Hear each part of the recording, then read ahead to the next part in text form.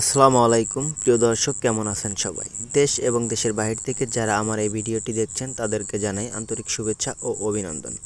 আমাকে অনেক ভাই জিজ্ঞেস করেছিলেন যে 7 থেকে 14 দিন বয়সী হালির কী ধরনের ছত্রাকনাশক আমরা ব্যবহার করব। প্রিয় দর্শক, সবসময় আপনারা ভালো মানের ছত্রাকনাশক ব্যবহার করার চেষ্টা করবেন।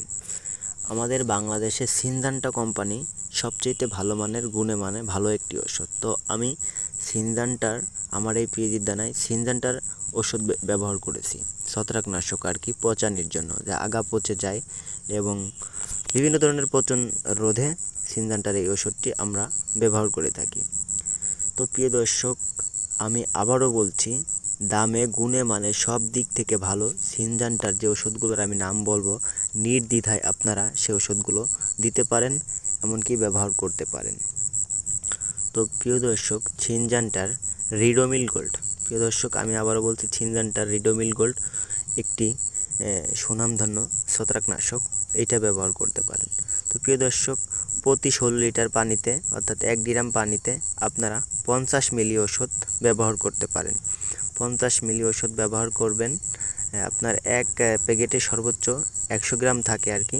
তো আপনারা অর্ধেকটা নিয়ে 16 লিটার পানিতে মিক্স করবেন। এর সাথে আপনারা সিনজান্টার আরেকটি ওষুধ হচ্ছে একতারা, অর্থাৎ কীটনাশক, মানে আপনার ওই মশা মাছি ইত্যাদি, জাপ পোকা, লেদা পোকা, পোকা দমন থেকে, চোষণ পোকা থেকে, এসব থেকে মুক্তি পাওয়ার জন্য আপনারা সিনজান্টার একতারা ব্যবহার করবেন। একতারা ব্যবহারের ফলে যত ধরনের পোকামাকড়, চোষণ পোকা থাকবে সব দমন থাকবে।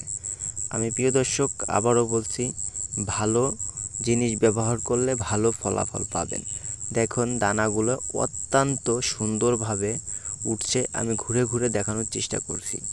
তো আমি এইগুলাই ব্যবহার করছি, আপনারা চাইলে ব্যবহার করতে পারেন।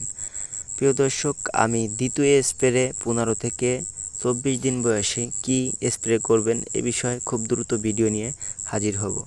তো দর্শক, আজকের মতো এখানেই বিদায় নিচ্ছি। খোদা হাফেজ। প্রিয় দর্শক, আরেকটি কথা না বললেই নয়, চ্যানেলে নতুন হয়ে থাকলে অবশ্যই চ্যানেলটি সাবস্ক্রাইব করুন।